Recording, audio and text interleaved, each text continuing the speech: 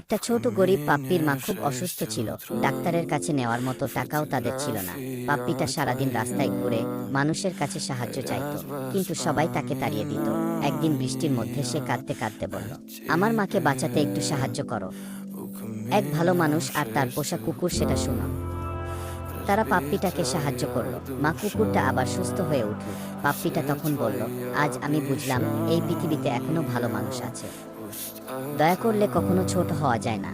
В камине в 6 утра фотография твоя, горят воспоминания